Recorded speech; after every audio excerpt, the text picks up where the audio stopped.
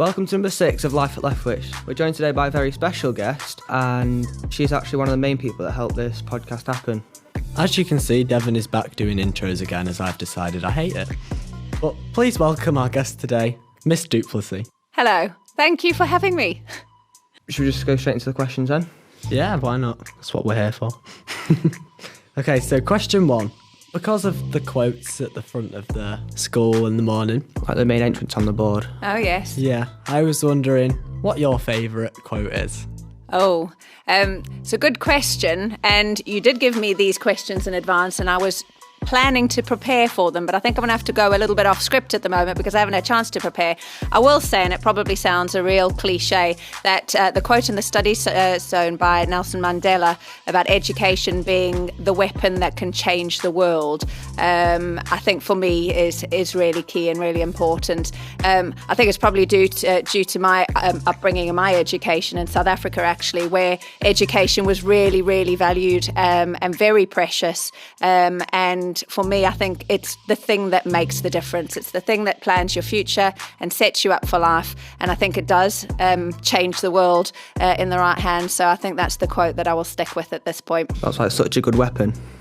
It changes your future. Yeah, that is Yeah, the real It's twist delightful. on the idea of a weapon, isn't it, really, in the sense that you wouldn't view it as a weapon, but it's a tool, and it's a tool in your toolkit for life, isn't it, really, to help set you up.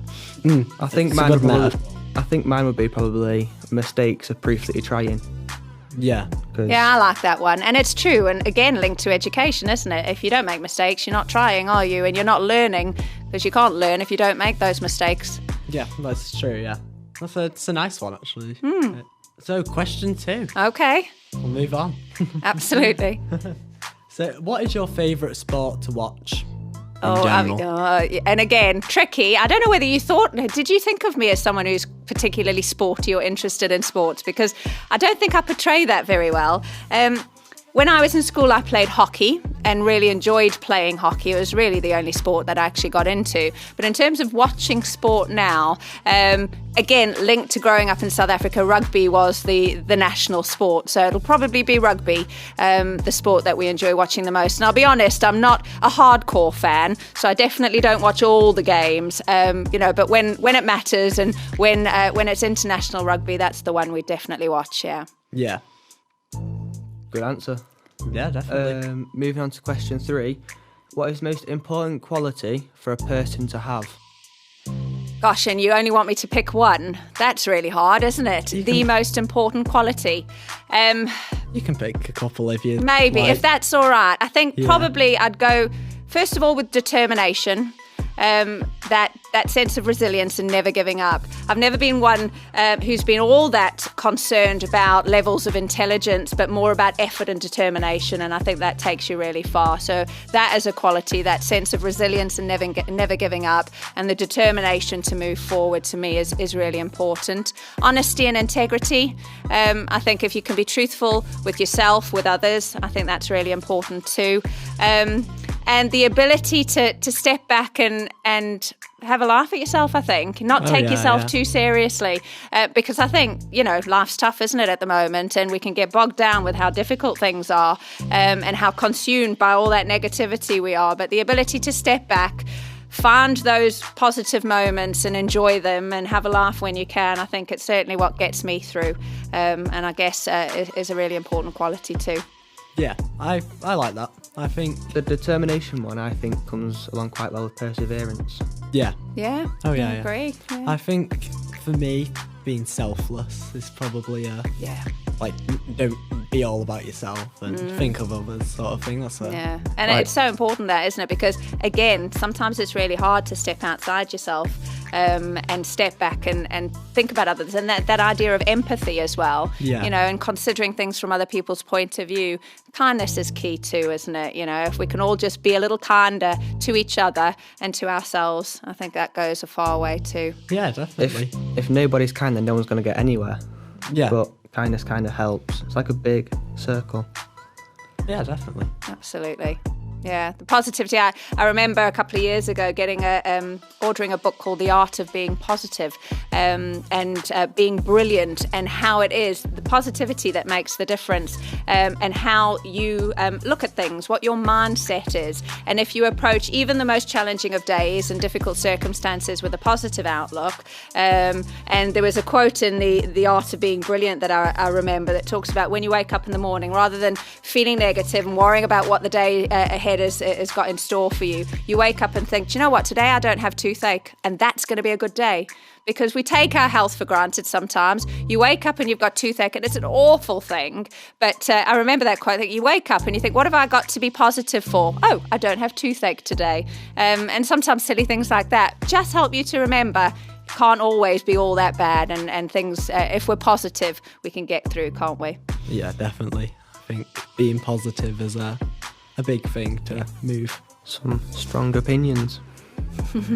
Yeah, I'm not shy of giving strong opinions, Devon, that's for sure. There's no need to be if they're that good. Yeah, that was a good answer.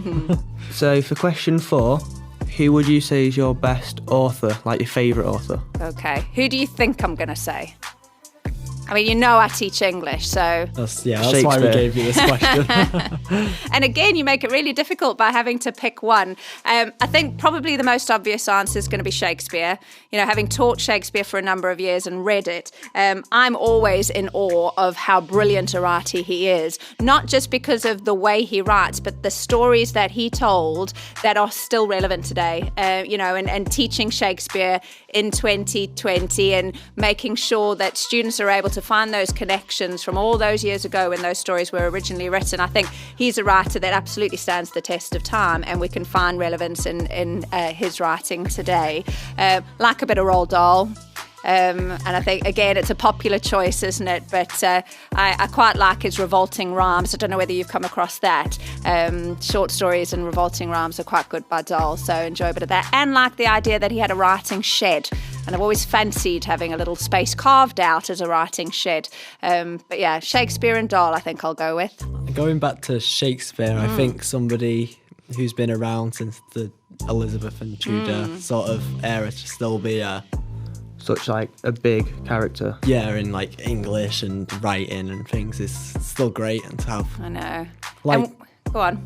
Like Romeo and Juliet is still like such a famous thing. Absolutely. And you study that at the moment, don't you? You've studied, or did you do that last year, Romeo and Juliet? We've not done that yet. Have you not? We're on Christmas Carol. And Dickens. Okay, yeah, I mean, you can't not like that story as well. But yeah, Romeo and Juliet, you're right, is that kind of classic tragic love story, isn't it? Oh, yeah. All that, written all that time ago, but still relevant today. And I think I remember sort of teaching it years ago, and the boys not being particularly interested in thinking, oh, it's just a soppy love story. But actually, the conflict in that story is something that I think boys tend to enjoy particularly well. And yes, it's a love story, but it's more about relationships, isn't it? And I think the thing that I like about teaching English in particular, and stories and writing, is there's no right or wrong. But obviously your interpretation of what you read and the ability to interpret the written word and find your own meaning in that, to me, is really powerful. Yeah. Just like staying on the topic of Shakespeare, can you think of like any quotes that you specifically like that he said or made? Oh gosh. I mean, in terms of, if we stick with the Romeo and Juliet, the prologue, I think, is really powerful. And if you haven't studied it yet, you'll need to look out for that. But the thing that I like about Shakespeare's writing as well, and you might remember this from your previous English lessons, his ability to write in iambic pentameter. Does that ring a bell? So he writes with 10 syllables per line. So can you imagine being able to write a story that makes sense, that's powerful, engaging to the reader or the audience, but actually writing it in 10 syllables per line? Wait, which one was that? That's how he writes. So when you look at his writing and his ability to make sure that what he writes makes sense, has meaning, and then it's the 10 syllables per line, that 10 beats per line. Again, it's just all those little things that you kind of go, can we just stop and appreciate how brilliant this writer is, please? Because he really is. That's pretty crazy to write a whole such a famous thing with keeping that sort of. I think it would be good how it keeps like the constant rhythm as well. Of like 10 a line. definitely. Absolutely. You're a musician, aren't you? So you've got the appreciation of rhythm. Have I made that up? Why do I think? Do you not study music? Not really. Like, I do music in spare time and that at home. Okay. I won't consider Well, you myself a do like your musician as music though, such. because obviously when we were doing the lyrics, weren't we, on the the lyrics, ball yeah. by the door, and you often came up with some really good lyrics for me to put on the board last year. For some reason I thought you were a musician, but hey, never too late. Might be in your future. I'm sure he'll take it as a compliment. I don't think there actually is a day where I don't listen to music. Like, it's always either in the background or I've got it on just constantly. And who's your favourite artist then? Ooh. At the moment, I'd probably say Eminem, or Okay. I like Where We Going by Jerry Cinnamon. All right. That's right, isn't it? Okay. Mr. Allen. So. Yeah, that's what you said before. Yeah. I was like, I like that one. Well, I think music's quite powerful. I don't know how we got onto music, but music's powerful. I asked the question. Sorry. Yeah, A bit of a control freak here. No, I'm a it's good. musician now. Helps us with the nerves and things. I think I agree. I agree with you about music. I think it really is powerful, and I think certainly if you remember when we had our board outside by the main door as students were coming in, and we'd write song lyrics on every day, because it can be so moving and inspirational. And again, it's like storytelling, isn't it? Music lyrics they're telling stories, and great songwriters tell stories. Oh yeah, every song does have a meaning or something. With certain types of songs, it's like you can't find the words to explain something, but you can find a song that can. Yeah. That's also Yeah. another quote in one of the music rooms. It says like, I can't find the words to explain something, but I can find a song that can. Yeah, I quite like that. Well, this leads on to our question 5 of what is your favourite music genre? Oh, really? Okay. So, I mean, I'm not that clued up on music. I really enjoy it. But in terms of genres, I guess singer-songwriter, if that's a genre. Does that class as a genre? Like Acoustic guitar. Oh, It's kind of singer-songwriter stuff I quite like. But more recently, I've been listening to instrumental music. And the artist I'm listening to at the moment is called Alexis French. And there's a great pianist, actually, and really sort of relaxing and powerful music. So I'm quite enjoying that at the moment. But definitely that kind of singer-songwriter, acoustic guitar, quite enjoy that kind of music. But I'll listen to anything. I mean, the heavy metal stuff, I'll be honest, it's a stretch. And I can't like that. And I have tried, but definitely not my thing. But yeah, the more, again, that storytelling aspect of a singer-songwriter piece for me is what I'd enjoy the most. Yeah. No one really knows like the name of it, but if you were to search it, there's like an instrumental piece called We Are the Gladiators. Right. And I forget how the tune goes now, but when you listen to it, it's like you've heard it before, but you don't know where. Okay. Like, is it on a movie soundtrack or something? Because usually those instrumental pieces have found their way onto a movie soundtrack. I think it might and be. that's where you like, kind of think, oh, I've heard that before. Yeah. Like, you don't know where you found it, but that beat, it can be imprinted in your head. It's weird. Yeah. Just before Devon asks you the dreaded 6th question. Yes, the one that I don't know about. Yeah. I mean, not like I prepared for these ones though, so I'm sure it'll be okay. Fingers crossed. This one's not actually bad. This episode, the 6th Yeah, one. I'm quite liking this one. But I think I wanted to ask you before we moved on to the 6th one. Do you have any South African music you like? Because you mentioned about Yes. growing up in South Africa. Yeah, we had, when I was growing up, there was a band called Johnny Clegg and Jaluka. It then became, the band changed and the band members changed, and it was Johnny Clegg and Savuka. But Johnny Clegg, if you listen to his music, there's an African rhythm that through all of his pieces reminds me of being there, reminds me of being on a game reserve looking for the big 5. And whenever I want to get that kind of fix of home, it would be Johnny Clegg that I would listen to. So you should give it a try and see what you think. I'd be interested to hear what you think of Johnny Clegg's music. Really good. Yeah, I'll let you know. Excellent. We'll both let you know how we feel on that. Good. I might mention it in the next podcast. Moving on swiftly to question 6. Okay. We've got, what is like the weirdest food you've tried? The weirdest food. Okay. Warthog stew. So I know. Was it nice? Was it? Gamey. Tasted very gamey, but yes, I've eaten warthog. And crocodile. I suppose sometimes And it's more of, shark. like the experience, like yeah. rather than the taste. Yeah, Wow. shark in a dip though, shark dip. But yeah, I mean, tuna dip would probably have tasted very similar. I think. But yeah, the warthog stew, and that was a few years ago now on a wildlife park in South Africa. It was an elephant sanctuary actually, and they obviously had excess warthog, and they turned that into a stew, and it was really rich and quite tasty. So that's probably the strangest thing I've ever eaten. I've tried snails, but I think probably most people at some point in their life try snails. In France. Yeah. But yeah, warthog is something that I'm not sure everybody gets to try. No, that's just makes me feel bad for For the warthog, I know. Timon and Pumbaa from Lion King. I know, definitely. There was a moment, and then I'll try anything, but there was a moment where if you think about it too much, you do feel a little bit guilty, don't you? But yeah, they were only Disney characters, so we try not to think about that too much. That's true. Tyler, what would you say the weirdest food you've ever eaten is? Oh, don't do this to me. Putting the spot there. Oh, I don't know. I've not really tried many weird. I know you have. I've tried deer and rabbit stew. Oh, Like, I think I've and tried. how was that? it's actually like really nice. Yeah. Like you wouldn't expect it because you think of rabbit and it's like a cute animal, but it's also nice to eat. So we're not vegetarians then, Yeah, none of us. obviously. I don't know the weird. I tried lobster in Dubai, but I Oh. don't know if that's a weird thing, is it? I mean, it's quite exotic, isn't it? Yeah. Lobster. You don't eat that every day for tea, do you? So, No. no, real special treat. Yeah, I think that's probably the weirdest. Yeah. thing. And everyone wakes up at dinner time, there's a lobster on the bedside table. Breakfast in bed, there's just crab. Yeah. And that's good too, actually, isn't it? Sort of fresh crab. Quite tasty. I like crab sticks, but too much of them is like rich and get sick after a while. Yeah. I think probably too much of any type of food will make you feel like that after a while, won't it? Unless it's chocolate. Maybe you can never have too much chocolate. I just want to state, I know people watching this can't see us, but Devon's face when our guest said warthog stew was the greatest thing I've ever seen. You see, because of my height, I can't see past the microphone, so I missed that look. That's a shame now.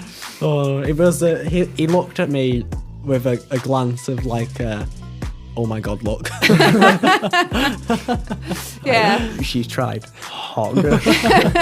Yes, I have. I'm not sure if I'm proud of that now. But yeah, interesting. Very interesting. Yeah. Well, if it ever comes about where someone's like, well, I've ate this. Well, I've had a hog. So Yeah. that shows you. I mean, the irony, I suppose, if I go back more years than when I had the warthog stew, I've actually been chased by a warthog as well. So, amazing. karma and all that. Did you eat the same one? Or? Yeah, maybe. Chase me, I'll eat your cousin. Oh, Okay. sadly, I would actually like to carry on doing this all day, but But all good things must come to an end. Yeah, and That thank is you very true. much for being patient and waiting. I know I haven't been the easiest of your guests to get on, so no, I do appreciate you being patient and fitting me in. So thank you for that, and thank you for doing it, boys. I think it's a great thing that you've set up, and I'm really pleased that it's going well for you. So, do you know who your next guest's going to be? Mr. Ralph. Oh, that'll be interesting. I'll look Yeah. forward I to think listening to that like one. this big wait has been definitely worth it to like include. Well, no, I appreciate you doing it because I'm really keen for you. You've been really sort of proactive and wanted to get things set up, and I'm really pleased that you've been able to do that. So, yeah, thank you for doing that. Thank you. You're welcome. If other schools watch it, they can like get involved at their school, and when they leave, it'll help with like the CV and that. Absolutely. And then like it's a good boost for Yeah. like your future.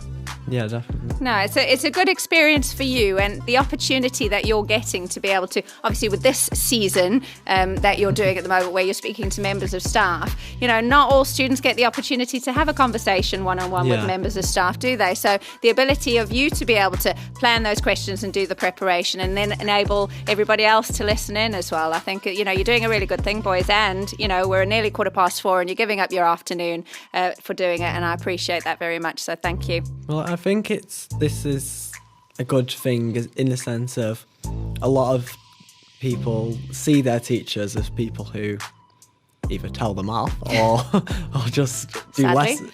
or just do lessons.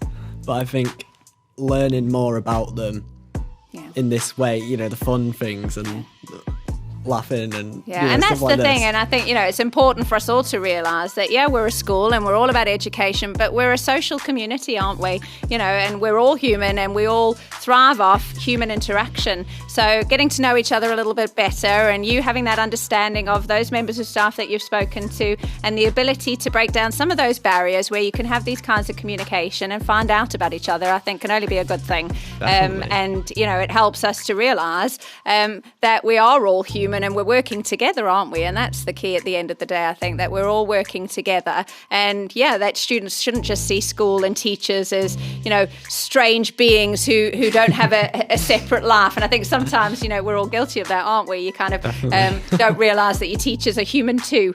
So if this does that for you and for other students, then it's great. And I'm pleased about that. What I do like about these as well is, like, if a teacher has so much stuff going on, like running around, stressing, like everything has to be a certain way, but it's just like a way to talk about things, and it kind of relaxes you in a weird way. Like, that's the way you can speak. Gives them about a break. things. Absolutely. Well. Yeah, no, I agree with you. I think it's, I've obviously not been able to get to do it for a while, but, coming this afternoon and knowing that I was coming in here to have a chat in a sense, and not always knowing, what you were going to ask me as well at the end of it. It's been good. It's been good to catch up. And in the busyness of the day, and at the moment we are finding school incredibly busy, aren't we? And each day is busy. To press pause and have a moment to catch up, I think has been good. So thank you. Yeah, and it's fine. Thank you. You're It's been welcome. good.